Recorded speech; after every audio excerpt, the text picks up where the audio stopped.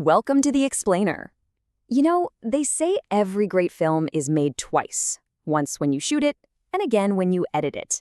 Today, we're pulling back the curtain on that second creation, the incredible magic of post-production. All right, so let's get right into it. The cameras stop rolling, the set's packed away, and now you're sitting on hours and hours of raw footage. And for every filmmaker, that moment is a mix of, yes, we did it, and, oh man, what do we do now? Because this is where the real alchemy happens. Post-production isn't just a technical cleanup job.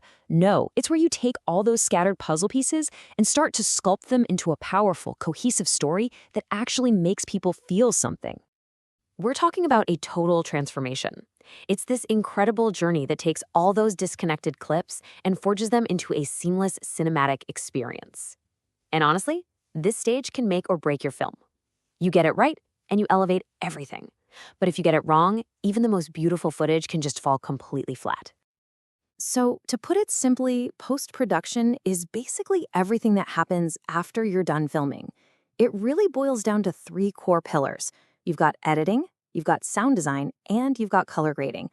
Each one is a vital piece of the puzzle in shaping the final look and feel of your film. So let's start with the big one, the absolute backbone of post-production, editing. This is where the story you imagined in your head finally starts to come alive on the screen. You should really think of the editor as the film's very first audience member. They're not just assembling clips in order. They're making these tiny, critical choices. Which take has the most emotion? How long should we hold this shot to build suspense? Where do we cut to make it feel smooth or maybe even jarring? They are literally in control of the film's heartbeat. So, how does it work? Well, it all starts with what's called a rough cut. That's like the first draft, just getting all the scenes in a basic order to see what you have. But then, the real craft begins. The fine cut is where the editor polishes every single moment, agonizing over each transition to make sure it serves the story with the absolute maximum impact. And if you want to see the sheer power of editing in action, oh man, you have to look at the indie hit Whiplash. This film is practically a masterclass in how to build tension with just your cuts. The editing in Whiplash is just relentless. Seriously, during those intense drumming scenes, the editor uses this barrage of rapid-fire cuts. You're seeing close-ups on sweating faces, crashing cymbals, even dripping blood. This wasn't just for style points. It was a deliberate choice to trap you, the audience, inside the character's frantic, high-stakes world, making you feel his anxiety firsthand. Now, let's talk about something that's so easy to overlook, but is absolutely crucial for building an immersive world: sound design. Because what you hear is often what makes you feel.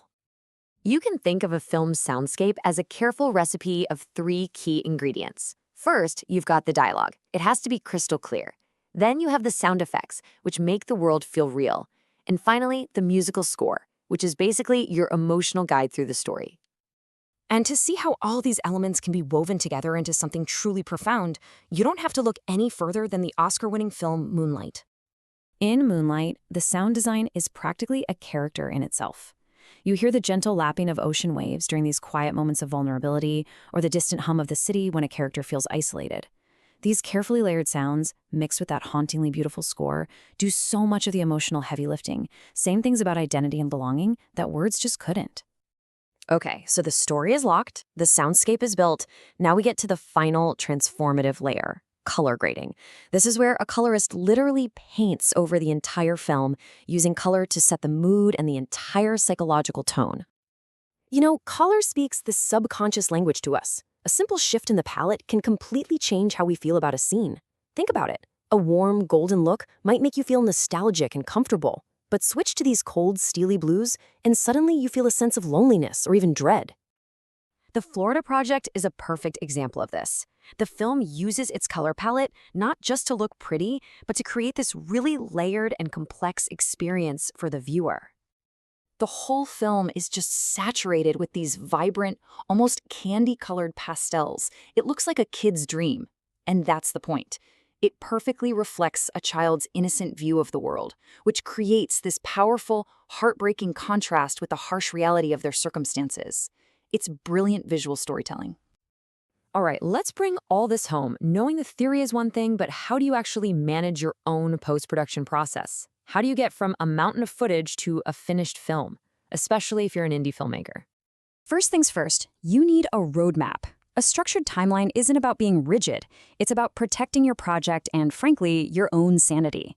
So assign realistic amounts of time for editing, sound, and color. And here's a pro tip. Always, and I mean always, build in a little buffer time for those unexpected problems that will inevitably pop up. And the good news is you don't need a massive Hollywood budget anymore. There are so many accessible tools out there. DaVinci Resolve has an incredibly powerful free version. Premiere Pro is pretty much the industry standard. And for audio, a free tool like Audacity can get you really far. Professional level tools are definitely within your reach. And finally, just remember, post-production is a team sport. Your job as a director is to communicate your vision clearly and with passion. But it's also about knowing when to listen. You have to trust the expertise of your editor, your sound designer, your colorist. Their creative ideas might just unlock something in your film you never even imagined.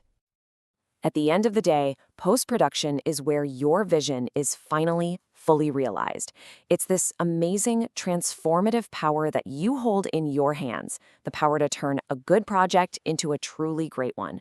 So the only question left is, what story are you going to bring to life?